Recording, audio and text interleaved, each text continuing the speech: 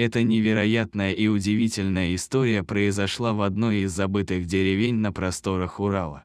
Федор Пантелеевич при советской власти работал лесником и, надо сказать, очень любил свою работу на должности лесника, но в 90-е, с приходом новой власти, его должность упразднили, то есть Федор Пантелеевич, как лесник, стал не нужен, да и старый он стал. Да чего там лесник, тогда да и сейчас похоже, все деревни стали не нужны никому, особенно те, где была лесная промышленность.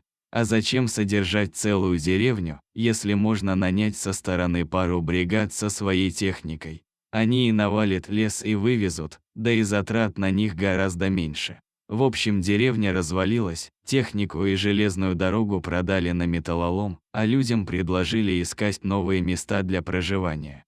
Многие тогда уехали из той деревни, а вот старый лесник не захотел езжать со своей родины, хоть и дети предлагали перевести его в город, мол, что ты здесь будешь делать, а в городе мы тебе квартиру сними и живи припеваючи. На что Федор Пантелеевич резко ответил: да вы хоть понимаете, что вы мне предлагаете, чтоб я на старости лет по чужим квартирам скитался, а что случись, так я же на улице останусь и помру под забором. Нет, не бывать этому, сказал, как отрезал, и больше к этой теме дети не прикасались. Так вот, когда продали трактора, тепловозы, железную дорогу на вторчермет, понаехали разбирать и резать пришлые люди, и среди них объявился браконьер, Гришка. Жадный до денег Гриша решил промышлять в лесу и, похоже, неплохо в этом разбирался, потому что даже волка мог на капкан взять. И как-то раз попался в капкан, в Гришин капкан, волк. Волк был молодой, и браконьер решил почему-то, что живым он больше денег принесет.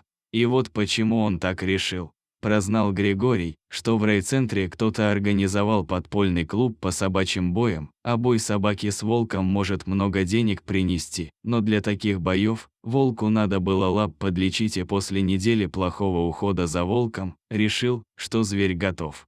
На этих боях побеждал огромный пес, кавказская овчарка по кличке Зевс, и вот против этого Зевса поставили слабого, больного волка, и никто не мог даже подумать, что этот ослабленный зверь сможет дать хоть какой-то отпор огромному Зевсу. Но произошло-то, чего никто не ожидал. Когда собаку и волка завели в клетку, Зевс, уверенный в своей победе, пошел на подранка. Вол лег на спину, и волкодав набросился, открыв свою шею снизу, и вол не упустил своего шанса. Об этой схватке пошли слухи и дошли до старого лесника Федора Пантелеевича. Узнав, чем занимается Гриша, он решил помочь раненому волку и выкупить его у браконьера. Когда лесник пришел к Грише, тот отказался продавать волка, мотивируя это тем, что с помощью волка он заработает в разы больше, чем старик сможет предложить ему. Пантелеич понимал, что волк долго не протянет на этих боях, и что жадный до денег Гриша задешево его не отдаст.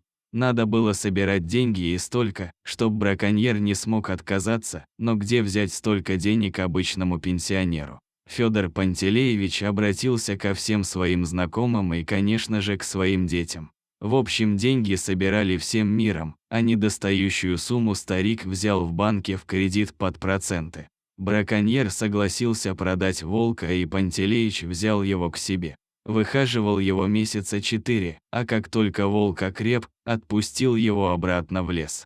Вот такая произошла история со старым лесником и раненым волком, и если она вам понравилась, поднимите палец вверх, комментируйте и не забудьте подписаться.